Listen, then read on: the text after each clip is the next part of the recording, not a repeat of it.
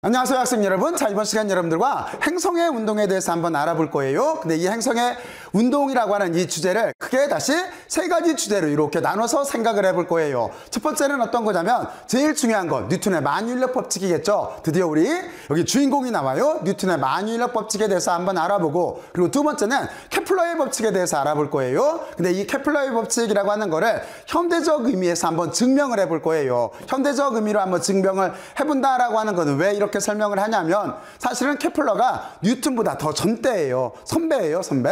그런데 케플러의 법칙을 증명을 할 때 뉴턴의 만유인력 법칙을 이용을 하면은 여기를 좀 더 편하고 쉽게 증명을 할 수가 있어요. 그래서 우리는 케플러의 법칙을, 만유인력 법칙을 이용을 해서 여기 한번 증명을 해볼 거고, 그리고 우리는 행성의 운동에 대해서 역학적 에너지에 대해서 생각을 해볼 거예요. 역학적 에너지에 대해서 생각을 한다라고 하는 거는 뭐 여러분들이 역학적 에너지 보존 법칙 잘 알잖아요. 그러면 우리는 운동 에너지를 구하고, 그리고 포텐셜 에너지를 구하고, 그리고 이 두 가지를 합쳐서 역학적 에너지에 대해서 한번 생각을 해보겠다라고 하는 바로 그 뜻이에요. 이게 여러분들과 이번 시간에 해야 될 학습 목표예요. 자, 그러면 여러분들은 학습 목표를 잘 이해를 했다라고 생각을 하고, 이제 뉴턴의 만유인력 법칙부터 한번 생각을 해보죠. 자, 그러면 우리는 이쪽으로 이렇게 넘어와서 뉴턴의 만유인력 법칙을 생각을 할 건데, 먼저 우리는 실제 자연에 있는 현상을 하나 생각을 해서 실험 모델을 만들어야 돼요. 그래서 이쪽에다 이렇게 실험 모델이라고 한다면, 실험 모델을 이렇게 하나 만든다라고 한다면, 그러면 우리는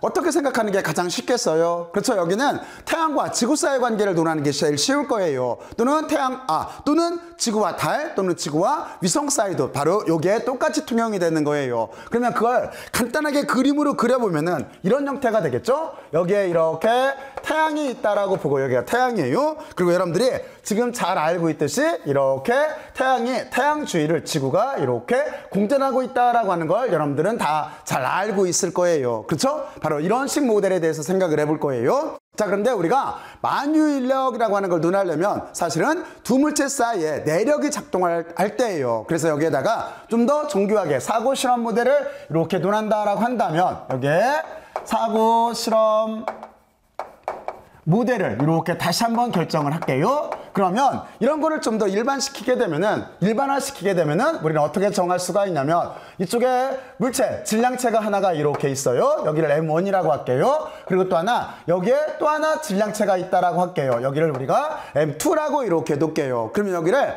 기호 처리를 어떻게 할 수가 있냐면, 서로 질량 중심, 여기를 질량 중심이라고 했을 때 여기를 점선으로 이렇게 연결되는 선을 하나를 긋고, 그리고 우리는 먼저 단위 벡터를 먼저 정의를 할게요. 그러면 단위 벡터는 이쪽에서 이렇게 벡터를 하나 그으면 여기는 단위 벡터가 되는데, 여기를 기호를 어떻게 붙일 거냐면 1쪽에서 2쪽으로 향하고 있기 때문에 1에서 2로 향하는 단위 벡터를 이렇게 그릴 수가 있을 거예요. 자, 그리고 우리는 한 가지를 생각을 할 수가 있어요. 이렇게 되면 여기 M1이라고 하는 요 물체를 중심으로 하면은 틀림없이 M2는 이쪽 방향으로 이렇게 힘을 받아서 끌려오게 될 거예요. 우리가 여기를 F에 기호를 1이 2에 영향을 미쳐서 끌려온다라고 해서 1, 2로 이렇게 쓸 거예요. 근데 우리가 만약에 기준을 반대로 잡게 되면은 어떻게 되겠어요? M2를 기준으로 잡게 되면은 단위 벡터는 지금 이쪽으로 이렇게 될 테고, 여기는 R 벡터에 여기는 2가 원쪽으로 이렇게 단위 벡터가 있다라고 쓸 수가 있는 거잖아요. 그리고 힘은 어떻게 되겠어요? 힘은 2를 중심으로 생각을 하면은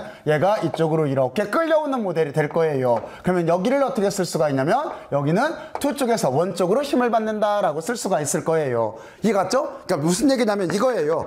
두 물체가 있다라고 생각을 했을 때 여기에는 하얀색 공을 기준으로 생각을 하면은 여기에는 빨간색 공이 끌려오는 게 될 테고, 빨간색 공을 기준으로 하면 하얀색 공이 끌려오는 게 기준으로 될 거예요. 그러니까 우리는 이거를 벡터로서, 그리고 여기에 단위 벡터로서 벡터, 힘을 벡터, 그리고 또 하나 단위 벡터를 이용해서 쓰게 되면은 다음과 같은 구조로 이렇게 될 거예요. 그러면 이거를 그대로 쓰게 되면은 만유인력 법칙이 돼요. 그러니까 만유인력 법칙이라고 하는 거는 어떻게 표현이 될 수가 있냐면, 우리는 지금 힘을 논하고 있으니까 힘을 이렇게 쓸 테고, 그리고 방향 자체가 지금 끌려오고 있어요. 이거는 인력이라고 하는 뜻이에요. 그래서 반드시 여기에 이렇게 마이너스가 들어가야 돼요. 여기는 인력이라고 하는 뜻이에요.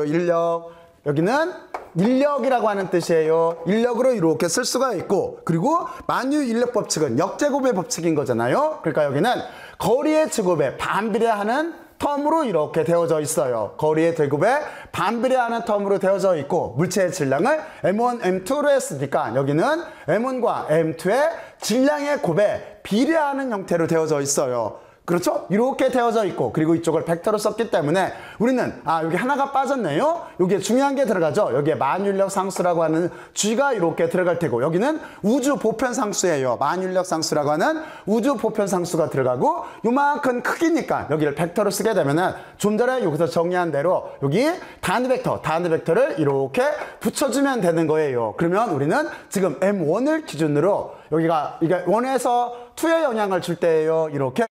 이렇게 힘을 결정을 할 수가 있어요. 자, 그러면 이거를 반대로 쓸 수도 있겠죠. 어떻게 쓸 수가 있냐면 여기는 M2를 기준으로 한다면 똑같은 논리로 쓰게 되면 돼요. 여기 힘은 벡터일 테고 그리고 2가 1한테 영향을 줄 테고 이쪽은 등호가 이렇게 있고 그리고 2를 기준으로 봤을 때도 M1이 끌려오는 거니까 인력이 있다라고 해서 마이너스를 붙이면 되고 중력과 속도가 있을 거고 그리고 똑같이 거리의 제곱에 반비례를 해요. 그리고 이게 질량의 곱에 M1, M2라고 하는 질량의 곱에 비례하는 형태가 될 거예요. 그리고 여기에다가 단위 벡터를 이렇게 붙이게 되면은 2에서 원적으로 이렇게 단위 벡터를 붙여주면 되는 거예요. 바로 이게 만유인력 법칙이라고 하는 거를 우리가 벡터 형태로 표현한 거예요. 근데 이거를 실제적으로 간단하게 우리가 크기의 형태로 쓰게 되면은 벡터가 아니라 여기를 크기의 형태로 이렇게 쓰게 되면은 다음과 같이 쓸 수가 있는 거죠.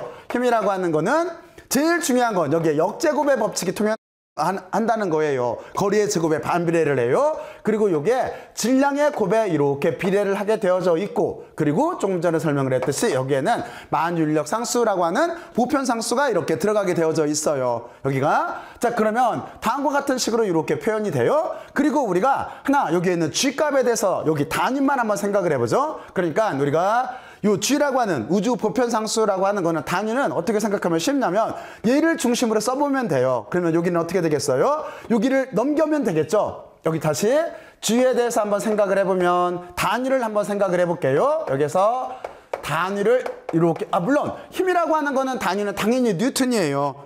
여기에 힘이라고 하는 거에 단위는 당연히 뉴턴이 이렇게 될 테고 그렇죠? 왜? 뉴턴이 만들었으니까. 자 그리고 이쪽 만윤력 상수라고 하는 거에 대해서 써보게 되면은 얘를 넘기고 여기 힘이 있으니까 얘는 뉴턴이 될 테고 그렇죠? 그리고 점이 있을 테고 그리고 우리는 여기가 어떻게 되겠어요? 여기가 거리의 제곱인 거죠. 그러니까 여기는 미터의 스퀘어 걸로 이렇게 쓸 테고 그리고 여기가 퍼로 이렇게 써준 다음에 질량이 2개가 있죠? 그러니까 여기가 킬로그램에 이렇게 제곱의 형태로 다음과 같은 단위를 이렇게 갖게 될 거예요. 그렇죠? 우리는 그래서 만윤력 상수의 단위를 이렇게 알았어요. 그리고 여기 실제 상수값의 크기는 대략 어느 정도 되는 거냐면 여기는 6.67 곱하기 10의 마이너스 11승이 나와요. 11승 정도로 이렇게 되어져 있어요. 그래서 여러분들이 여기에는 만윤력 상수라고 하는 거에 대해서 이렇게 정리들을 해놓기를 바라요. 여기 있는 만윤력 법칙을 이해를 하면서 자 그러면 우리는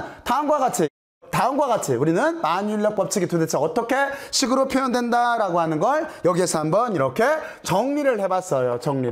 이렇게 정리를 해봤고 자 그리고 우리는 이제 이걸 이용을 해서 어떤 걸 논할 수가 있냐면 케플러의 법칙이라고 하는 걸 논할 수가 있어요. 그래서 요하네스 케플러라고 하는 분인데 여기는 여러분들이 약간 시대 배경을 조금 알고 넘어가야 돼요. 시대 배경은 어떻게 되는 거냐면 실제는 이렇게 되는 거예요. 여러분들이 잘 알고 있듯이 원래는 그리스 자연 철학을 하고 그리고 또 하나 아라콘으로 넘어갔던 자연 철학을 다 집대성을 해서 프톨레마이오스라고 들어봤잖아요. 이분이 알마게스트라고 하는 이 알마게스트를 우리말로 번역하면 위대한 책이라고 하는 의미예요. 이 알마게스트라고 하는 위대한 책 속에서 대강 시기는 언제냐면 여기가 한 지금부터 기원 후 100년 정도 돼요. 대략 그 시기 정도에 알마게스트라고 하는 책 속에서 어떤 걸 주장을 했냐면 제일 중요했던 건 우리가 인간이니까 어떤 생각을 할 수밖에 없었냐면 지구가 우주의 중심인지 태양이 우주의 중심인지를 논하는 이 문제예요. 여기에서 알마게스트 쪽에서 프톨레마이오스는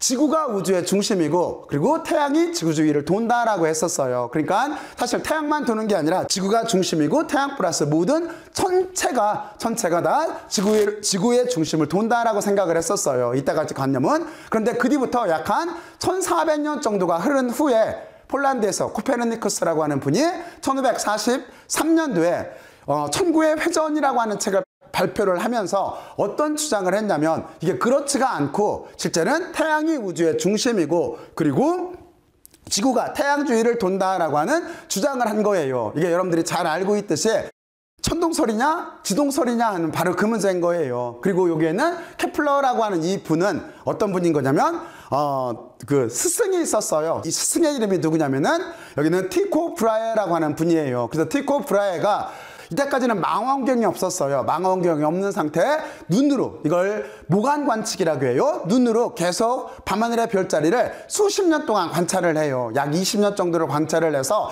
상당히 많이, 그러니까 눈에 보이는 모든 별들의 그 위치를 기록을 했던 거예요. 그래서 방대한 자료를 모아요. 방대한 자료를 모으는데 이걸 분석하기가 어려우니까 케플러라고 하는, 지금 우리가 배워야 될 케플러 법칙을 만든 이 케플러를 불러와서 같이 공동 연구를 하자라고 해요. 그런데 그 티코 브라헤가 돌아가셨어요. 돌아가셔서 케플러가 티코 브라헤가 했던 수십 년 동안 연구했던 그 자료를 이어받아서 이거를 두 번에 걸려서 약 한 7, 8년 동안 두 번에 걸쳐서 세 가지 법칙으로 만들었던 거예요. 우리는 그거를 지금 케플러의 법칙이라고 하는 거예요. 그리고 우리는 이 법칙을 지금 현대적 의미로 한번 해석을 해볼 거예요.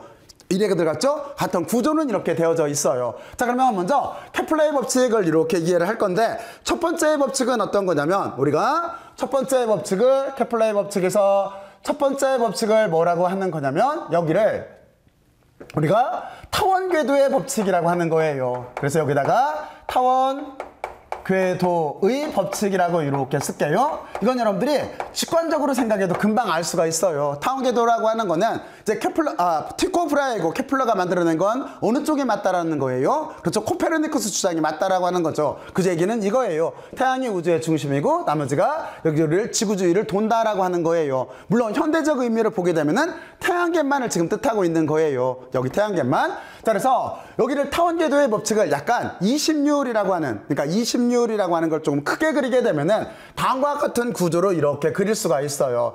여기는 실제보다 20률을 타원 궤도를 설명을 하기 위해서 좀 더 크게 그릴게요. 20률을. 자, 그러면 여기에 태양이 이렇게 있고 20률이라고 하는 거는 찌그러진 정도니까 여기에 지구를 여기에서 이런 식으로 회전한다라고 이렇게 지금 그림으로 그릴 거예요. 이해갔죠? 자, 그러면 사실은 여기에 더 흡사한데 지금 일부러 여기를 여러분들한테 설명하기 위해서 약간 20률을 크게 그린 거예요. 찌그러진 정도를 크게 그린 거예요. 자, 그래서 이게 타원 궤도를 돈다라고 하는 게 이게 첫 번째 법칙이에요. 그리고 나서 여기 우리가 잘 알고 있듯이 두 번째 법칙이 있어요. 두 번째 법칙은 어떤 거냐면 유명한 면적 속도 일정의 법칙이라고 하는 거예요. 그래서 여기에다가 우리가 면적 속도 일정의 법칙이라고 이렇게 쓸게요. 일정의 법칙이라고 하는 게 케플러의 두 번째 법칙이 돼요. 근데 이 면적 속도 일정의 법칙이라고 하는 거는 이쪽에서 그림을 그려보면 이해하기가 쉬워요. 어떻게 그림을 그리면 되는 거냐면 태양으로부터 지구까지 이렇게 중심에서 중심까지를 벡터를 하나 만들 거예요. 여기에서 아이고 이거 색깔이 잘 안 나오네. 여기를 이렇게 벡터로 하나 만들 거예요. 그리고 우리는 여기를 R벡터라고 이렇게 둘 거예요. 그리고 여기에서 작은 시간이 흐른다라고 생각을 할 거예요. 델타 T라고 하는 작은 시간이 흐르면은 지구는 여기서 약간 움직였을 거예요. 근데 여기다가 약간 움직였다라고 그림을 그리게 되면은 잘 보이지가 않기 때문에 그냥 요만큼에다 움직일게요. 자, 여기다가 이렇게 그려놓을게요. 움직였다라고 보고, 그리고 여기는 작은 시간 동안 움직였기 때문에 실제는 거의 직선으로 움직인 거하고 똑같아요. 그래서 우리는 여기에서 이쪽으로 또 하나 이렇게 벡터를 그리고 여기를 뭐라고 쓸 거냐면 여기를 우리가 여기가 dR벡터라고 이렇게 쓸 거예요. 이만큼 움직인 벡터 여기를 dR벡터라고 쓸 거예요. 자, 그러면 그리고 나서 이렇게 됐으면 사실은 면적 속도 일정의 법칙을 우리가 여기에서 직관적으로 이렇게 계산을 할 수가 있어요. 어떻게 계산을 할 수가 있을까요? 어떻게 계산을 할 수가 있냐면 여러분들이 여기에서 한 가지를 먼저 생각을 해봐요. 우리가 배웠던 내용이 있는데 그걸 잠깐 여기에다가 참고로 이렇게 한번 알아볼게요. 그건 어떤 거냐면 우리가 A 벡터 크로스 B 벡터라고 하는 거는 여기는 어떻게 돼요? 여기는 A 벡터의 크기에 B 벡터의 크기에 여기에 사인 들어가요? 코사인 들어가요? 그렇죠? 여기에 사인 세타가 이렇게 들어갈 테고, 그리고 여기는 벡터 곱이기 때문에 여기에다가 이만큼은 크기니까 단위 벡터를 이렇게 붙일게요. 그리고 단위 벡터는 지금 같은 경우에 그냥 노멀 방향으로 이렇게 붙일게요. 근데 얘가 제가 여러분들한테 묻고 싶은 건 이거예요. 어떤 거냐면, 그러면 이게 A, B의 사인 세타라고 하는, 다시 말해서 여기 A 크로스 B라고 하는 여기의 의미는, 기하학적 의미는 뭘까요? 여러분들 혹시 그 생각 해봤어요? 여기서 묻고 싶은 거는 기하학적 구조에서 의미가 도대체 무엇일까라고 하는 요거를 한번 생각을 해봐야 돼요. 그러면 여러분들은 여기를 어떻게 생각을 하면 쉽냐면, 한번 그림을 그려보면 쉬워요. 어떻게 그림을 그려보면 쉽냐면, 여러분들이 이렇게 임의로 A 벡터를 이렇게 잡아요. 그리고 또 하나 이쪽에다가 이렇게 B 벡터를 하나 잡을게요. 이쪽을 B 벡터라고 이렇게 할게요. 그리고 여기 보면은 A의 사인 세타가 있어요. A의 사인 세타는 어디를 뜻할까요? 그렇죠? 두 백사 사이를 이루는 각을 세타라고 이렇게 했을 때 A의 사인 세타라고 하는 거는 실질적으로 보게 되면은 여기에 이만큼 높이를 뜻하는 거예요. 얘가 A의 사인 세타라고 하는 게 이렇게 되는 거예요. 그렇죠? 자, 그리고 여기 B 벡터의 크기라고 하는 거는 그냥 B로 쓰면 되는 거죠. 그러니까 AB의 사인 세타, AB의 사인 세타가 돼요. 그러면 여러분들은 기하학적 구조에서 의미를 묻고 있기 때문에 어떤 의미가 되는 거예요? 그렇죠, 여러분들이 기하학이라고 하는 걸 처음 배울 때 도형의 넓이라고 하는 걸 배웠을 거예요. 그때 이 구조는 어떻게 돼요? 높이에다가 밑면을 곱한 거, 여기는 뭐가 되냐면 평행사변형의 면적이 되는 거예요. 다시 말해서 이렇게 평행사변형이 있다라고 머릿속으로 상상을 해봐요. 상상은 이 벡터를 평행이동하고 여기를 평행이동하면 돼요. 그러면 실제적으로 보게 되면은 A, B의 사인 세타라고 하는 이 부분은 평행사변형의 면적이 되는 거예요. 여기는 평행사변형,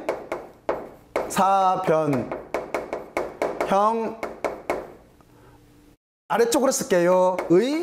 면적이 이렇게 되는 거예요. 면적이. 여러분들은 여기만 이렇게 하나를 이해를 하고 있으면 돼요. 자, 그러면 이거를 우리가 이 그림에다가 어떻게 이용할 수가 있을까요? 이 그림에서도 똑같죠? 여러분들이 예를 들어서 여기에는 여기는 이쪽부터 할게요. dr 벡터라고 하는 얘를 이쪽으로 이렇게 평행이동을 시켜요. 그리고 또 하나 r 벡터를 이쪽으로 평행이동을 이렇게 시켜봐요. 그러면 여기 구조가 어떻게 되는 거예요? 지금 이렇게 보게 되면은 여기는 벡터를 잠깐 지울게요. 그러면 평행사변형이 되는 거예요. 평행사변형이. 그렇죠? 평행사변형이 이렇게 될 테고, 우리는 지금 어떻게 논할 거냐면 이 행성부터 시작을 해서 행성이 이동한 데까지 이렇게 벡터를 그리게 되면은 실제는 우리가 구하려고 하는 요만큼이 될 텐데, 요 면적을 구하려고 하는 거예요. 이거는 전체 평행사변형의 면적의 반이 되는 거예요. 그렇죠?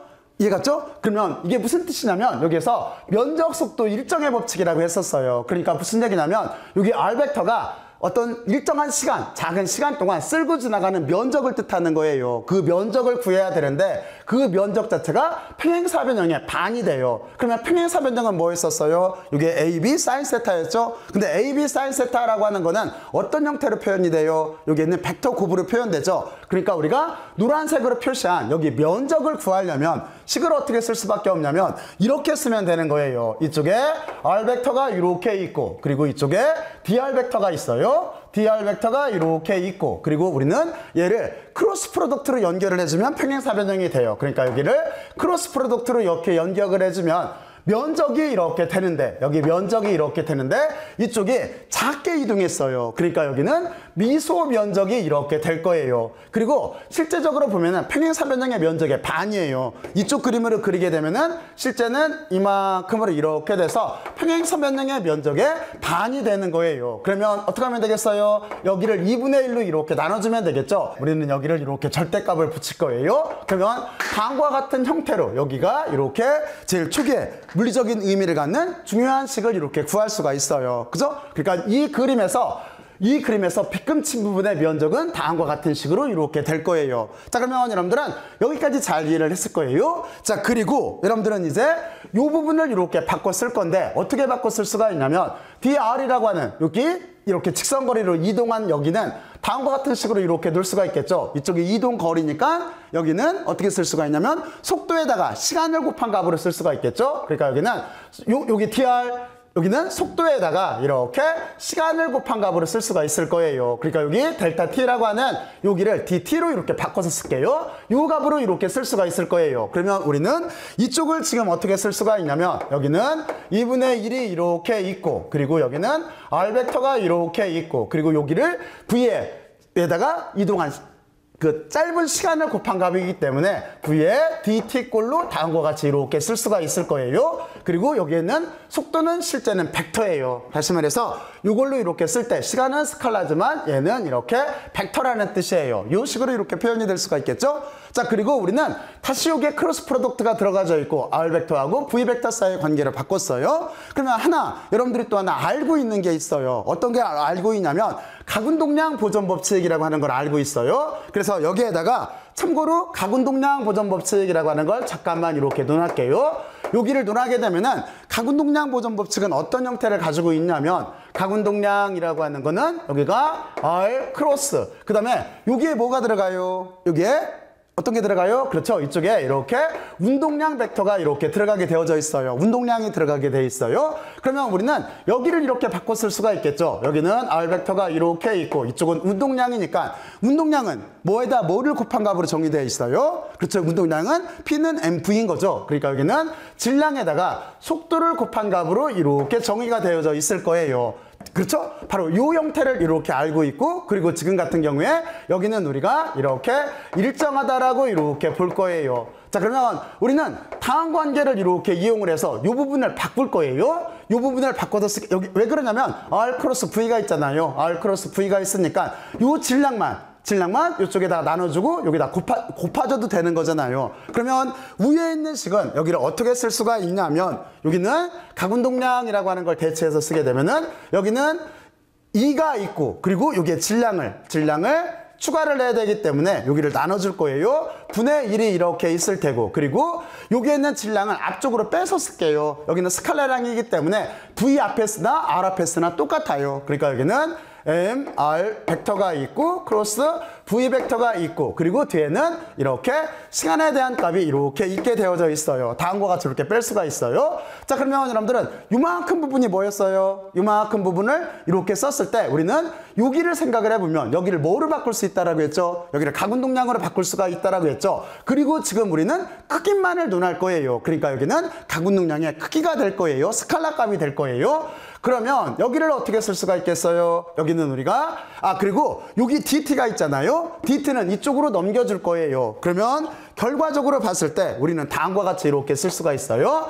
이쪽에 이렇게 미소 면적이 있었었는데 dt를 여기로 보낼 거예요. 그러면 여기는 이렇게 시간에 대해서 면적의 변화율이 될 테고 그리고 이만큼은 뭐라고 그랬어요? 위쪽에서 가군동량이라고 그랬죠. 그러니까 여기는 어떻게 되는 거냐면 이 m이 있고 이쪽은 가군동량으로 이렇게 쓸 수가 있을 거예요. 그리고 실제적으로 보게 되면은 얘도 똑같이 이렇게 다 스칼라 값이기 때문에 일정하다라고 이렇게 놓을 수가 있어요. 자, 그러면 여기서 의미를 한번 생각을 해봐야 돼요. 여기서 어떤 의미를 갖는 거냐면 시간에 대해서 면적의 변화가 일정한 거예요. 그 얘기는 무슨 얘기냐면 이쪽에서 그림을 그리게 되면은 여기 델타 t 동안 여기가 쓸고 지나가는 면적이 항상 같다라고 하는 뜻이 되는 거예요. 그러면 지구가 태양으로부터 가까이 왔을 때를 한번 논할게요. 그러면 지구가 만약에 태양으로부터 이렇게 가까이 오게 되면은 같은 시간 동안 움직이는, 그러니까 델타 t라고 하는 같은 시간 동안 움직이는 면적이 같아야 되기 때문에 이쪽에서는 다음과 같이 이렇게 넓은 면적을 차지를 하게 될 거예요. 그 얘기는 무슨 얘기예요?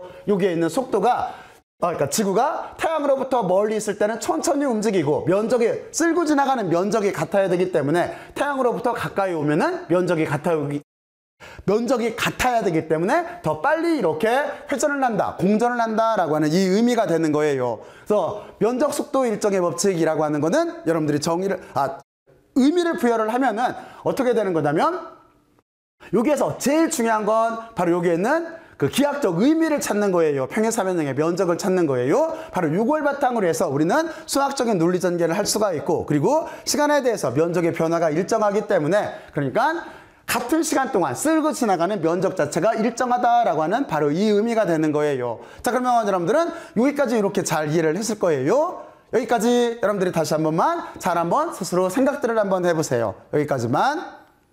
자, 그러면 여러분들이 여기까지 잘 의미를 살펴봤어요. 자, 그리고 나서 여기서 다시 한번 의미 부여를 잠깐 이렇게 해볼게요. 이 식에 대해서 의미 부여를 잠깐 이렇게 해보면은 중력이라고 하는, 만율력이라고 하는 건 사실은 뭐예요? 중심력인 거예요. 그렇죠? 여기가 그냥 중력이라고 쓸까요? 중력이나 지금 여기 보면은 만유인력, 만유인력이라고 하는 얘는 실제는 중심력이에요. 여기는 중심력이에요. 중심력. 글자를 잘못 썼네요. 중심력이 되는 거예요. 센트럴 포스가 되는 거예요. 센트럴 포스라고 보통 이렇게 얘기를 해요. 그러니까 중심력이라고 하는 건 어떤 뜻인 거냐면, 중심력이라고 하는 거는 힘의 방향이 항상 어떤 정해진 특정한 한 점을 향한다라고 하는, 한 점을 향하는 힘이다라고 하는 그 뜻이 되는 거예요. 그러니까 무슨 얘기냐면 요 그림을 여기다가 잠깐 새로 그릴게요. 새로 그리면 여기는 중심력이라고 하는 거는 어떻게 되는 거냐면, 여기다 그리면 덮어 그리면 잘 안 보이겠네요. 그러니까 중심력이라고 하는 거는 어떤 뜻인 거냐면, 예를 들어서 좀 극단적으로 이렇게 그릴게요. 여기에 태양이 있고 이쪽에 지구가 있다라고 한다면, 그러니까 중심력이라고 하는 거는 조금 아까 정의한 대로 힘의 방향이 항상 정해진 한 점, 그러니까 지금 같은 경우에는 태양을 향하는 거예요. 태양을 향해서 이렇게 된다는 뜻이에요. 이 연장선 자체가 태양의 중심을 이렇게 향한다는 뜻이에요. 만약에 지구가 이쪽에 왔을 때도 실제적으로 보면은 여기 힘 방향이 이렇게 중심 방향으로 이렇게 향한다는 게 우리가 중심력이라고 하는 거예요. 그러니까 중력이라고 하는 거는, 또는 만율력이라고 하는 거는 중심력이에요. 그렇죠? 중심력이라고 하는 거예요. 그렇기 때문에 어떻게 되는 거냐면, 여기에서 행성의 각운동량은 항상 이렇게 보존되게 되어져 있어요. 여기에는 이 식의 의미가 바로 그거예요. 다시 말해서 각운동량이라고 하는 건 보존이 되게 돼 있어요. 그리고 각운동량이 보존되게 되면은 여기는 평면운동이 되는 거예요. 이해갔죠? 자, 그러면 여기다가 잠깐 쓰게 되면은 각운동량이라고 하는 거는 요 중심력일 때 각운동량이라고 하는 거는 보존이 돼요. 보존이 이렇게 되고, 각운동량이 보존된다라고 하는 요 의미는 뭐냐면, 여기는 평면운동이 되는 거예요. 평면운동. 평면운동이 된다라고 하는 거는 여러분들이 머릿속으로 한번 생각을 해봐요. 그게 무슨 뜻인 거냐면, 이렇게 잘 이해가 갈지 모르겠네. 그러니까 중력이나 만율력이라고 하는 거는 중심력이 되는 거예요. 그리고 중심력이라고 하는 거는 어떤 거냐면, 항상 여기는 뭐 예를 들어서 이쪽으로 이렇게 오더라도 여기 연장선을 이렇게 그리고 항상 태양이라고 하는 여기를 이렇게 힘이 향하게 된다라고 하는 그 뜻인 거예요. 그러니까 정해진 한 점을 향하는 그런 힘을 우리가 중심력이라고 하는 거예요. 그리고 중력이나 만율력은 중심력이 되는 건데, 중심력이 된다라고 하는 거는 각운동량이 보존된다라고 하는 의미도 포함을 하고 있고, 각운동량이 보존된다라고 하는 거는 행성의 운동은 평면운동이 된다라고 하는 거예요. 그러면 평면운동이 된다라고 하는 거는 여러분들이 머릿속으로 상상해보면 쉬워요. 여러분들이 요즘 알고 있는 태양계를 한번 생각을 해봐요. 그러면 태양을 중심으로 지구가 됐던 화성이 됐던 또는 목성이 됐던 다 평면상으로 운동을 하고 있잖아요. 바로 그 뜻이 되는 거예요. 이렇게 돼 있어요. 그리고 또 하나, 여기서 어떤 걸 할 수가 있냐면, 여기가 중심력이기 때문에 힘이라고 하는 자체는 지금 보면은 원래는 여기에 거리의 제곱에 반비례를 하는 거잖아요. 근데 그러니까 중심력이라고 하는 거는 힘이 거리의 제곱에 반비례를 하던 안 하던지 간에 중력이라고 하는 자체, 다시 말해서 만율력이 중심력이기 때문에 이 식은 모든 상황에 적용이 되는 거예요. 여기는 그 점을 이해를 하고 있어야 돼요. 아차하다가 어떻게 생각을 하냐면, 거리의 제곱에 반비례하는 힘만 이 식이 성립된다라고 생각을 할지 모르겠는데, 그렇지가 않고, 중력이라고 하는, 다시 말해서 만유인력이라고 하는 거는 중심력이기 때문에 여기는 굳이 거리의 제곱에 반비례하는 힘만에 적용되는 게 아니라 모든 상황에 적용이 되는 거예요. 여기 구점을 하나 여러분들은 참고로 이렇게 알고 있으면 돼요. 여기 하나. 그러면 한 가지 여기서 구별하고 넘어갈 게 있죠. 이쪽은 중심력이라고 하는데, 실제 여기를 이렇게 만약에 여기를 원운동이라고 잡는다라고 한다면, 이쪽에다 그리면 하나 오해하겠네요. 그러면 원운동을 그리게 되면은, 원운동은 그냥 여기다 그릴게요. 만약에 우리가 원운동일 때는 원운동이죠. 원운동일 때는 여기는 뭐라고 말하냐면은, 여기는 구심력이라고 말을 해요. 구심력, 센트리피탈 포스라고 얘기를 해요.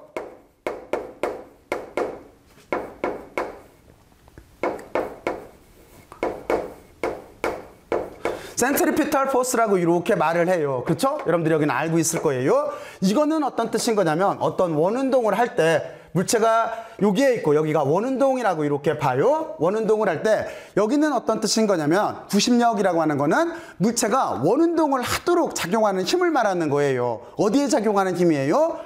물체가 원운동을 할 수 있도록 여기를 우리가 이렇게 등속 원운동을 배울 때 물체가 속도를 가지고 이렇게 움직이더라도 구심력이 작동을 하게 되면 구의 중심 방향으로 힘이 작동을 이렇게 하게 되면은 그러면 어떻게 되겠어요? 여기는 원형 형태로 돌 수가 있는 거죠. 바로 이런 거를 우리가 구심력이라고 하는 거예요. 그러니까 물체가 원운동을 할 수 있도록 물체에 작용하는 힘을 우리는 구심력이라고 하는 거예요. 그리고 다시 한번 얘기하지만 만유인력 같은 거나 또는 중력 같은 거는 중심력이라고 하는 건데 이 중심력이라고 하는 거는 힘이 항상 어떤 특정하게 정해진 한 점을 향해서 향하도록 돼 있다라고 하는 그 뜻인 거예요. 이해갔죠? 바로 이 두 가지를 참고로 이렇게 구별을 해두면 돼요. 자, 그러면 여기를 중심력을 그냥 여기에다가 이렇게 참고 표시를 이렇게 쓸게요. 그리고 이쪽에 원운동일 때도 여기에다가 이렇게 참고 표시를 이렇게 쓸게요. 그러니까 언뜻 생각하면은 구심력하고 중심력이라고 하는 게 서로 비슷하게 느껴져요. 근데 조금 아까 설명했듯이 약간 차이점이 이렇게 있어요. 이 두 가지를 여러분들은 이해를 이렇게 하고 있으면 돼요.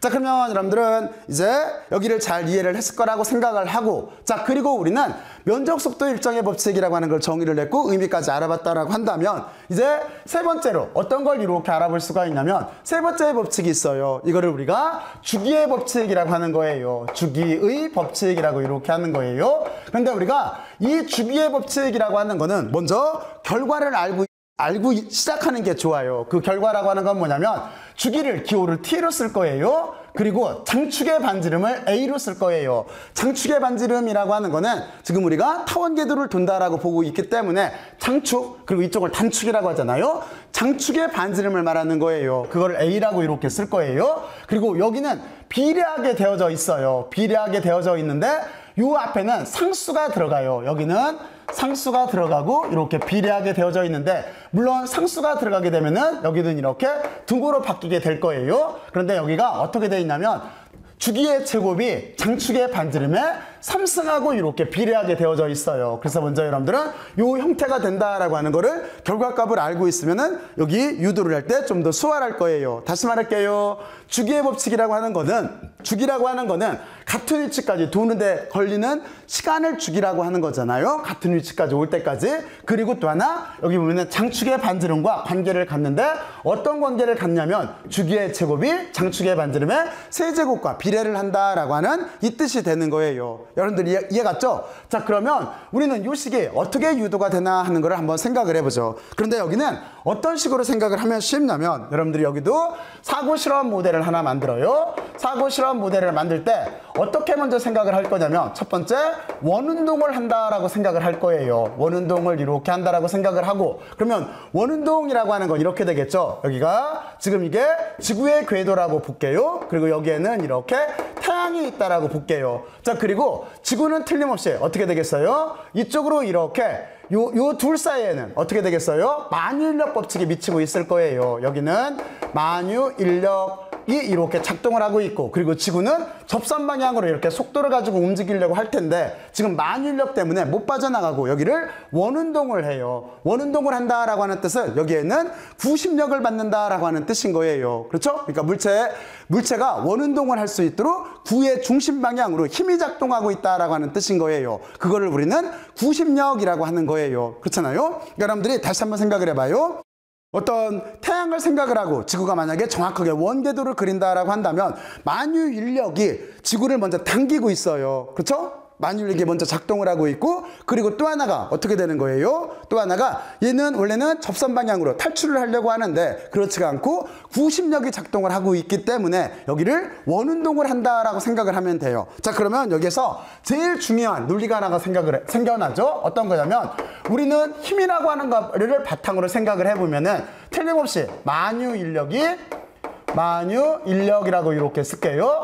만유인력이 여기는 틀림없이 어떤 걸 만들어요? 구심력을 만든다라고 다음과 같이 이렇게 생각하면 되는 거예요. 자, 그러면 이거를 기호로 처리하면 다음과 같이 되겠죠? 힘이라고 하는 거는 F로 쓰면 되는 거고, 그리고 만유인력이라고 하는 거는 만유인력 상수가 있고, 그리고 여기서부터 여기까지 거리를 R이라고 할게요. 그러면 R에 스퀘어꼴로 이렇게 쓸 수가 있고, 제곱으로 형태로 쓸 수가 있고, 그리고 태양의 질량을 대문자 M으로 놓고 지구의 질량을 소문자 M으로 놓을게요. 그러니까 이쪽에 태양의 질량이 하고 지구의 질량에 곱의 비례를 한다라고 이렇게 쓰면 되는 거예요.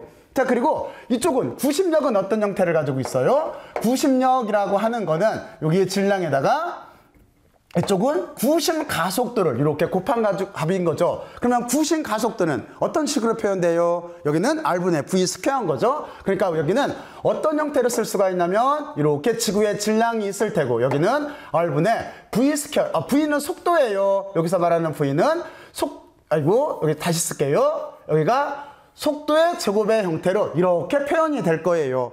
그리고 하나, 여기를 쓸 때 여기가 어떤 형태가 되는 거냐면 얘가 지구의 질량이에요. 지구의 질량이 여기에 이렇게 들어가야 돼요. 태양의 질량으로 쓰면 안 돼요. 지금 구심력을 받아서 원운동을 하는 거는 태양이 아니라 여기 있는 지구인 거예요. 지구. 자, 그렇죠? 자, 같이 이런 형태로 이렇게 표현이 될 거예요. 그래서 여러분들은 여기만 이렇게 하나를 이해를 하면 돼요. 그리고 나서 우리는 요 형태로 바꿔야 되기 때문에, 그렇죠? 요 형태를 바꿔야 되기 때문에 여기를 이렇게 논리전개를 할 건데, 이 식을 보게 되면은 어떻게 돼 있어요? 여기에는 주기라고 하는 텀이 없는 것처럼 보여요. 근데 실제는 요 속도하고 주기하고 하나 관계를 가지고 있어요. 거기도 어떻게 생각하면 쉽냐면, 이제 여러분들이 두 번째 사고 실험을 이렇게 한번 해봐요. 색깔을 앞에 있는 사고 실험하고 구별하기 위해서 여기는 파란 색깔로 쓸게요. 다시 사고 실험을 하나를 해요. 주기하고 속도의 관계를 알아보기 위해서. 자, 그러면 여러분들이 이렇게 원형 운동장이 있다라고 생각을 해봐요. 그리고 여러분들이 관찰자인 여러분들이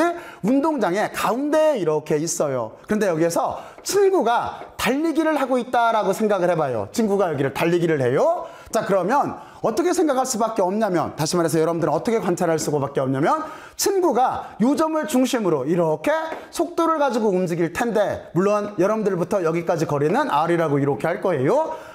그리고 이렇게 움직일 텐데 친구가 달리기를 엄청나게 잘해요. 그러면은 틀림없이 땡하고 시작해서 여기를 빨리 돌아올 거예요. 다시 말해서 주기가 짧을 거예요. 하지만 친구가 달리기를 천천히 해요. 천천히 뛰어요. 그러면 다시 돌아오는데 걸리는 주기가 길게 될 거예요. 이해들 갔죠? 자, 그러면 이런 사고 실험 모델을 통해서 여러분들은 여기를 어떻게 쓸 수가 있냐면 다음과 같이 이렇게 쓸 수가 있어요. 그러니까 주기라고 하는 거는 여기 원형이라고 잡았기 때문에 원형 트랙의 길이는 얼마가 되는 거냐면 2파이 R이 될 거예요. 그리고 뭐에 비례를 해요? 속도에 따라서 달라져요. 그러니까 이쪽을 속도 텀으로 쓰면 되는 거예요. 무슨 의미냐면 원형 운동장 트랙 너 얼마나 빨리 달렸니? 이렇게 질문하면은 주기가 되는 거예요. 그럴 수밖에 없잖아요. 그러면 우리는 요 식을 이용을 해서 여기를 속도 입장으로 쓰게 되면은 속도라고 하는 거는 여기만 바꿔주면 되겠죠. 그러니까 2파이 R을 이렇게 T로 나눠주면 되는 거예요. 그러면 여기서 속도를 찾았나요? 그러면 이 속도를 여기에다가 넣으면 돼요. 여기에다가. 그러면 여기에다 넣기 전에 윗식에서 여기다 넣기 전에 이제 윗식에서 우리는 질량이 없어질 테고, 여기에 보면은 또 뭐가 없어져요? 여기는 거리가 하나 없어지겠죠? 그러면 이쪽에는 뭐밖에 안 남아요? 여기는 요 식에서 전개를 하게 되면은 요걸 넣을 거예요. 그러면 여기는 거리는 하나 없어졌고, 그리고 이쪽은 태양의 질량만 남고 지구의 질량이 약분돼서 없어지는 거예요. 그리고 여기는 지구의 질량도 없어지고 거리도 없어졌으니까 V의 제곱만 남겠죠. 그럼 요 값의 제곱이겠죠. 그렇지? 그러면 여기는 어떻게 되는 거냐면 T의 제곱이 있을 테고, 그리고 E는 4로 바뀔 테고, 그리고 여기에 파이의 스퀘어가 있을 테고, 그리고 R의 제곱꼴로 이런 식으로 이렇게 표현이 될 거예요. 그렇죠? 자, 그러면 여기에서 우리가 주기하고 여기에는 반지름 R의 입장으로 쓰게 되면은 어떻게 쓸 수가 있냐면 우리는 여기를 이렇게 쓸 수가 있겠네요. 그리고 여기를 쓰게 되면은 주기의 제곱이라고 하는 거는 얘를 이쪽으로 이렇게 넘길 거예요. 그리고 GM으로 나눠줄 거예요. 그리고 여기 R을 이쪽으로 곱해줄 거예요. 이쪽을 이렇게 넘기게 되면은 여기는 R의 3승에 나올 테고, 그리고 상수값은 어떻게 되는 거냐면 4파이 제곱이라고 하는 거를 여기 만인력 상승과 M으로 이렇게 나눠준 값으로 이렇게 쓸 수가 있을 거예요. 이게 우리가 구하려고 하는 주기와 여기는 반지름 사이의 관계예요. 자, 그러면 여기를 처음에 조건을 어떻게 잡았어요? 원운동으로 잡았어요. 이해하기 쉽게. 그러면 우리는 두 번째 여기를 어떻게 바꿀 거냐면 이거를 타원 운동으로 바꾸면 돼요. 여기를 타원 운동으로 이렇게 생각을 하게 되면은 어디에만 영향을 받냐면 여기에만 영향을 받을 거예요. 그래서 여기를 타원 운동으로 이 식을 새로 쓰게 되면은 어떤 형태가 될 거냐면은 주기의 제곱이 있을 테고 여기는 상수값이 나와요. 여기는 이렇게 상수값이 나오게 되고 그리고 요거를 장축의 반지름 아까 장축의 반지름을 A로 잡을 거예요. 그러면 여기를 A로 이렇게 써놓고 나서 여기에 삼성으로 이렇게 써주면 돼요. 다시 말해서 여기만 여기를 이렇게 바꿔주면 되는 거예요. 이게 바꿔도 되는 이유는 R이 장축의 반지름이기 때문에 원이나 타원에 모두 적용할 수가 있는 거잖아요. 그래서 우리는 다음과 같이 이렇게 바꿨으면은 이게 타원 운동으로 된 일반식이 이렇게 되는 거예요. 그리고 여기를 이렇게 바꿨을 수가 있어요. 자, 그리고 여기가 다시 말해서 얘가 장축 반지름이에요. 장축의 반지름. 반지름이라고 이렇게 쓸게요. 타원일 때. 자, 그리고 이 부분을 또 하나 이렇게 생각을 해보면은 여기에는 어떤 특징이 있어요? 여기서 다시 한번 또 하나 의미를 이렇게 부여를 하면은 여기에는 태양의 질량만 있지 행성의 질량은 없어요. 다시 말해서 여기는 행성의 질량과 무관한 식이 나와요. 행성의 질량과 무관. 질량과 무관은 이쪽으로 쓰게 되겠네요. 무관이라고 이렇게 하나 요약을 해두면 돼요. 그렇죠? 자, 그러면 이렇게 장축의 반지름으로 바꿔도 되고 그리고 또 하나 여기 의미를 부여를 하게 되면은 행성의 질량과는 무관해요. 태양만 있기 때문에 이런 식으로 우리는 이렇게 주기의 법칙이라고 하는 거를 정리를 할 수가 있어요. 자, 그러면 여러분들은 여기까지 한번 스스로 다시 한번 정리들을 한번 해보세요. 지금부터 한번 해보세요. 정리들 해봤어요? 크게 어렵지 않죠? 다음과 같이 이렇게 그래서 우리는 어떤 걸 아는 거냐면 만윤력 법칙을 이용을 해서 우리는 케플러의 법칙이라고 하는 거를 다음과 같이 정의를 한번 해봤어요. 증명을 한번 해봤어요. 다음에도 그리고 면적 속도 일정 그리고 또 하나 주기의 법칙이라고 하는 걸 이렇게 정의를 해봤어요. 자, 그러면 이제 세 번째 주제가 남았어요. 세 번째 주제는 아까 무엇을 한다라고 했었어요? 그렇죠. 우리가 행성 간에 여기에 역학적 에너지는 도대체 어떻게 되나 하는 주제에 대해서 생각을 해본다라고 했어요. 자, 그러면 우리는 이제 역학적 에너지로 들어갈게요. 그러면 역학적 에너지라고 하는 거는 어떤 형태로 되어져 있냐면 여러분들은 잘 알고 있듯이 역학적 에너지라고 하는 거는 이쪽을 에너지를 쓸게요. 역학적 에너지라고 하는 거는 운동 에너지의 변화량에다가 우리는 여기가 이렇게 포텐셜 에너지의 변화량과 같다라고 하는 이게 역학적 에너지 보존 법칙이라고 하는 걸 잘 알고 있어요. 분필이 자꾸 부러지네요. 이게 습도가 높은가? 하여튼 이걸 잘 알고 있어요. 자, 그래서 우리는 먼저 어느 쪽을 증명을 할 거냐면은 이쪽에 있는 포텐셜 에너지를 먼저 정리를 하고 그리고 두 번째 여기에는 운동 에너지를 정의를 하고 걔를 이용해서 우리는 역학적 에너지가 어떻게 된다라고 하는 걸 이렇게 알아볼 거예요. 자, 그래서 먼저 이쪽에다가 여기를 그냥 이렇게 꺾기 표시를 이렇게 할게요. 여기에다가 우리는 포텐셜 에너지를 먼저 쓸게요. 포텐셜 에너지를 먼저 증명을 할게요. 포텐셜 에너지라고만 이렇게 쓸게요. 자, 그러면 먼저 포텐셜 에너지라고 하는 거는 우리가 어떻게 정의를 할 수가 있냐면 우리는 이제 에너지라고 하는 거는 뭐부터 시작을 하는 거예요? 1이라고 하는 개념부터 시작을 하죠. 그래서 우리는 한 가지를 알고 있어요. 어떤 개념을 알고 있냐면 1이라고 하는 거는 여기가 운동 에너지의 변화량과 같고 그리고 또 하나 포텐셜 에너지의 변화량과 같은데 이게 마이너스가 이렇게 들어간다라고 하는 거를 우리는 어떻게 했어요? 증명을 했었잖아요. 여기는 헷갈리지 않게 이렇게 끊어줄게요. 자, 그러면 이렇게 증명을 했었고 그리고 우리는 여기에는 1이라고 하는 게 어떤 식으로 표현이 되냐면 1이라고 하는 거는 그냥 위쪽으로 쓸게요. 여기는 어떤 형태냐면 이렇게 힘이 벡터이고 힘을 가해서 물체를 이동하면 되는 거고 그리고 여기를 다 적분을 해주면 된다라고 하는 걸 1의 정의라고 하는 걸 여러분들은 알고 있을 거예요. 그렇죠? 자, 그러면 요 두 가지를 이용해서 다시 논리를 전개를 하게 되면은 어떤 걸 알 수가 있냐면 우리가 구하려고 하는 포텐셜의 에너지의 변화량이라고 하는 거는 여기 마이너스가 있다는 걸 반드시 명심해야 돼요. 이게 이쪽으로 이렇게 넘어갈 거예요. 그러면 마이너스가 있고 그리고 이쪽에 힘에다가 이렇게 거리를 이동한 거를 스칼라 프로덕트를 취하면 되고 그리고 우리는 초기치부터 나중치까지 이렇게 적분을 내주면 된다라고 하는 걸 알 수가 있을 거예요. 자, 그러면 이렇게 해놓고 나면은 그러면 뭐를 찾으면 돼요? 그렇죠. 우리는 어떤 걸 찾으면 되는 거냐면 여기 있는 힘이 뭘까 하는 걸 찾으면 돼요. 그러면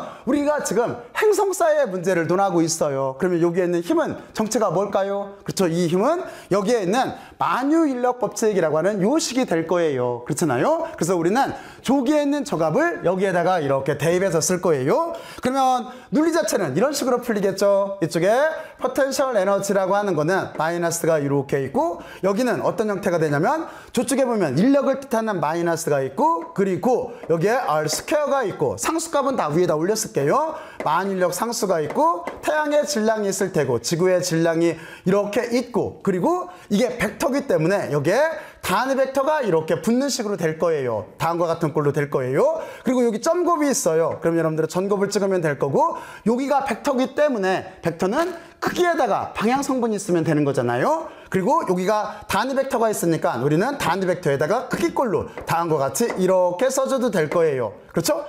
여기를 이렇게 바꾼 거예요. 단위 벡터에다 크기에다가 방향 성분 그거예요. 그러면 한 가지를 알고 있어요. 몇 번 얘기하지만 요만큼 부분 여기는 뭐 나와요? 같은 방향이기 때문에 1이 나올 거예요. 그러면 여기를 우리는 스칼라 값으로 쓸 수가 있죠. 그리고 쓸 때 여기가 마이너스가 있으니까 플러스로 바뀔 테고 그리고 지금 적분하려고 하는 거는 거리에 대한 거예요. 포텐셜이기 때문에 그러면 나머지 요 세 개는 다 상수일 거예요. 그걸 앞으로 뺄게요. 그러면 값은 플러스로 바뀌었어요. 플러스로 바뀌게 되고 그리고 만인력 상수하고 여기에는 태양의 질량 그리고 지구의 질량은 이렇게 나올 테고 그리고 우리가 적분해야 될 값은 여기에서 R 스퀘어분의 1을 DR로 이렇게 적분 요소로 적분을 해주면 돼요. 그리고 물론 여기는 초기치부터 나중치까지일 거예요. 그리고 여러분들한테 항상 얘기를 하지만 여기 적분을 할 때는 이것만 알고 있으면 돼요. 여기도 이렇게 참고로 이렇게 쓸게요. 어떤 걸 반드시 알고 있으면 되는 거냐면 적분은 이거밖에 없어요. 거리의 제곱분의 1을 적분했을 때는 얘는 뭐 나와요? 얘는 여러분들이 잘 알고 있듯이 마이너스 R분의 1이 나와요. 여기 마이너스가 붙어요. 자, 그리고 이쪽에 R분의 1이 있으니까 다시 R분의 1이라고 하는 걸 이렇게 적분하게 되면은 얘는 LNR이 나와요. LNR이 나온다라고 하는 거를 여러분들은 여기만 이렇게 하나 정리들을 해놔요. 자, 그러면 여기는 어떻게 되겠어요? 여기는 어떻게 될 수밖에 없냐면 포텐셜 에너지 여기 있네. 포텐셜 에너지의 변화량이라고 하는 거는 구로 여기다 쓸게요. 그래서 포텐셜 에너지의 변화량이라고 하는 거는 어떤 형태가 될 거냐면은 여기를 적분하면 마이너스가 나오기 때문에 마이너스가 다시 나왔어요. 그리고 이쪽은 만인력 상수 그리고 태양의 질량 그리고 또 하나 지구의 질량이 있을 테고 여기를 적분하면 요 꼴이 되기 때문에 여기는 어떤 식이 되는 거냐면 여기는 나중 위치에서 분의 1이 되겠죠. 그리고 여기는 초기 위치를 이렇게 빼주는 값으로 분의 1을 취해서 빼주는 값으로 다음과 같이 이렇게 나올 거예요. 이게 우리가 일반적인 형태의 여기가 포텐셜 에너지가 되는 거예요. 그쵸? 자, 그러면 여러분들은 여기까지 이렇게 알았어요. 자, 그리고 방금 전에 제가 그랬어요. 일반적인 형태의 만인력 법칙이라고 했었어요. 이게 보편 법칙인 거예요. 그러면 여러분들은 포텐셜 에너지라고 하는 거는 mgh 또는 mgy가 아닌가 하는 생각을 할 거예요. 그러면 그거는 어떻게 유도가 되는 거냐면 여러분들이 여기서 잠깐 생각을 해보면 돼요. 여기까지인데 여기를 통분을 하게 되면은 어떤 꼴이 돼요? 여기 다시 참고로 보게 되면은 통분을 하게 되면은 여기는 어떤 형태가 될 수밖에 없냐면 여기는 이렇게 이게 초기 위치부터 쓸게요. 요거 때문에 보일지 모르겠네. 여기만 잠깐 치울게요. 자, 그러면 여기는 어떻게 되겠어요? 여기는 이거 좁네. 여기는 통분을 하게 되면은 여기는 이렇게 초기 위치에다가 여기 나중 위치가 되겠죠? 나중 위치가 이렇게 될 테고 그리고 여기가 마이너스가 있었으니까 뺄 때 나중에서 초기를 빼야 돼요. 여기는 나중에서 초기를 이렇게 빼게 되면은 지금 여기는 글자 쓰기가 조금 좁아서 어려워서 그런데 여기는 R이에요. 그리고 여기는 초기예요. 순서가 지금 나중에서 초기를 빼는 이유는 마이너스가 있기 때문에 그래요. 여기를 통분했을 때 이런 형태가 될 거예요. 그러면 우리는 여기를 어떻게 놓을 수가 있냐면 여기는 뭐를 뜻하겠어요? 요 부분은 여기는 델타 Y를 뜻하게 되겠죠. 그렇죠? 그리고 이 부분은 아래 제곱으로 써도 되겠죠. 그래서 여기를 그냥 대문자 R로 이렇게 쓸게요. 대문자 R로 이렇게 쓰고 여기를 지구라고 한다면 지구의 반지름이 되는 거예요. 그리고 여기는 제곱의 형태로 이렇게 쓸 수가 있어요. 여기가 글자가 이거 R자예요. R. 반지름이에요. 반지름 아래 제곱꼴로 이렇게 쓸 거예요. 여러분들이 요 값을 놓고 정리를 하게 되면은 이 값에 의해서 우리가 잘 알고 있는 포텐셜 에너지, 중력에 의한 포텐셜 에너지라고 하는 거는 앞쪽에서 배웠던 어떤 식이 나오는 거냐면 mg 델타 y라고 하는 이 식이 이렇게 나오게 되어져 있어요. 여기가. 그러니까 얘가 일반식인 거고 우리가 사과 같은 문제, 지표면에 가까이 있는 물체를 바꾸게 되면은 다음과 같은 식으로 이렇게 표현될 수가 있어요. 이 두 개를 여러분들은 이렇게 알아놓길 바래요. 다시 말해서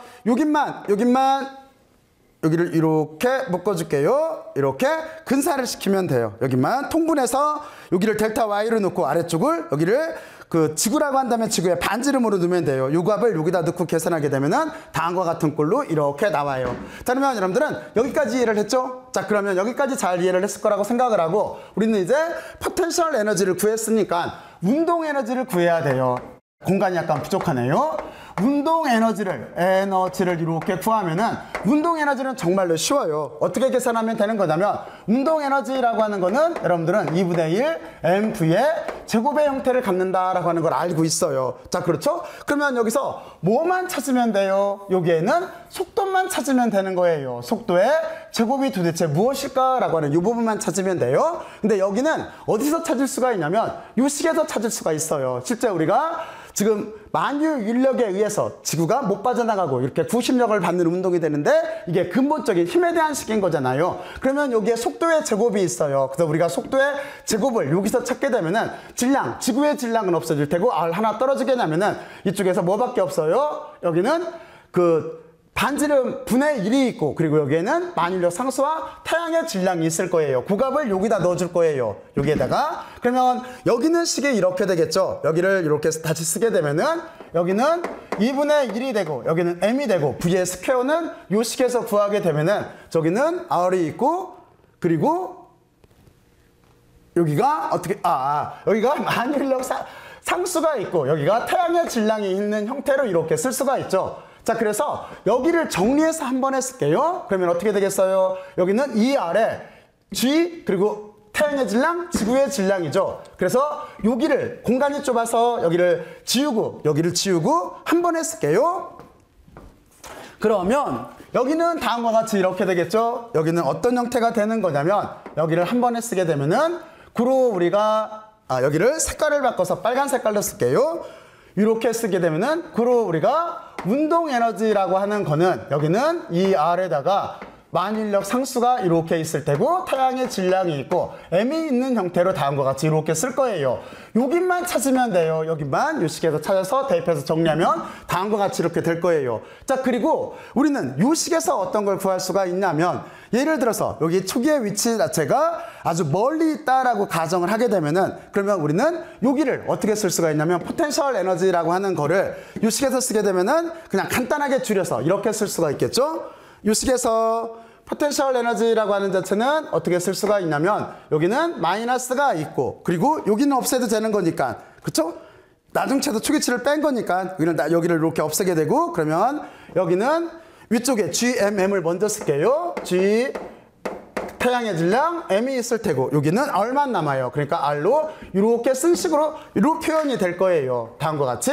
그러면 요게 운동 에너지가 있고 그리고 요게 포텐셜 에너지가 있는 거잖아요. 그러면 우리는 다시 어떤 걸 정리할 수가 있어요? 우리는 여기에서 역학적 에너지라고 하는 걸 정의를 할 수가 있어요. 그러면 역학적 에너지라고 하는 자체는 요 두 개를 더해주면 되겠죠? 그러면 역학적 에너지라고 하는 거는 그로 어떻게 되는 거냐면 여기가 마이너스가 있어요. 마이너스가 있으니까 이쪽에다 통분을 하기 위해서 2를 곱하고 나서 빼주게 되면은 여기는 어떻게 되는 거냐면 마이너스가 있어요. 마이너스가 이렇게 있고 이쪽은 이 R이 될 테고 이쪽은 만일력 상수에다가 여기 태양의 질량 그리고 지구의 질량이 이렇게 있는 형태로 될 거예요. 그래서 우리는 다음과 같이 여기 보면은 먼저 일반회를 통해서 포텐셜 에너지를 구하고 그리고 요식을 통해서 운동 에너지를 구하고 그리고 우리는 요 둘을 빼서 다음과 같이 이렇게 역학적 에너지까지 구하게 됐어요. 자, 그러면 여기까지 이렇게 알아봤어요.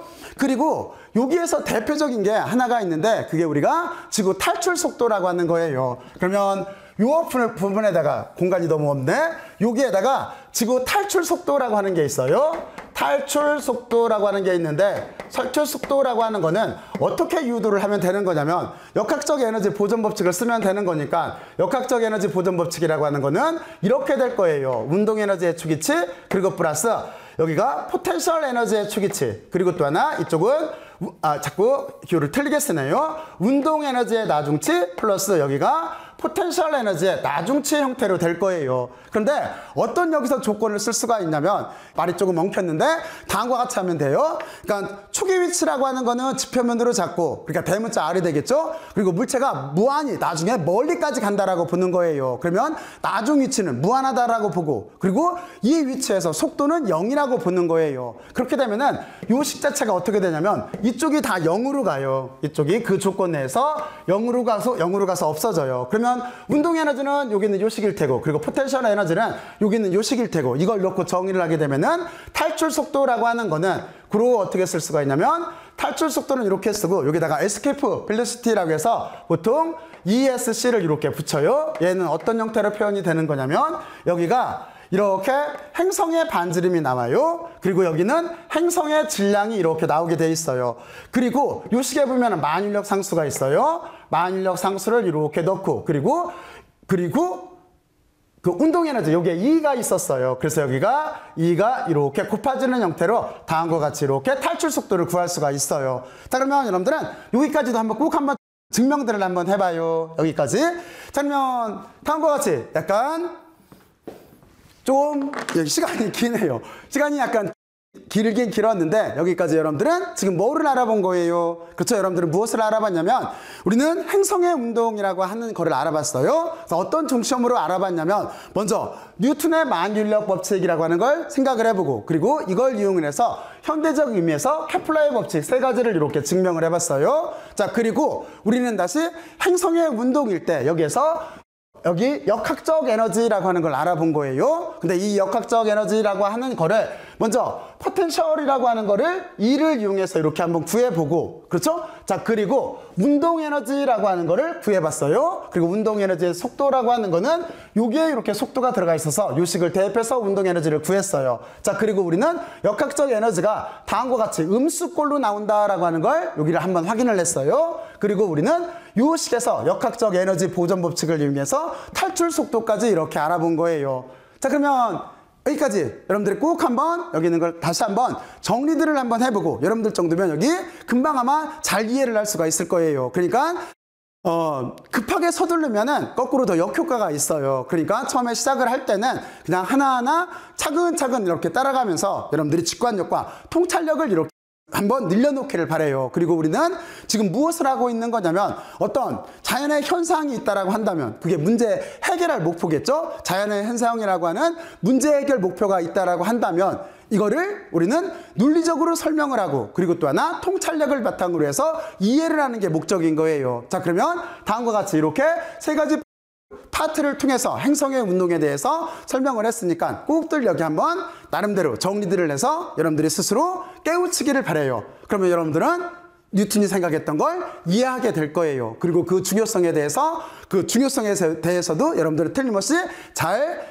알게 될 거예요. 다시 말해서 깨우치게 될 거예요. 만유인력 법칙의 근본 원리를. 자, 그러면 여기까지 열심히들 들어서 고맙고 수고들 많이 했어요. 수고들 했어요.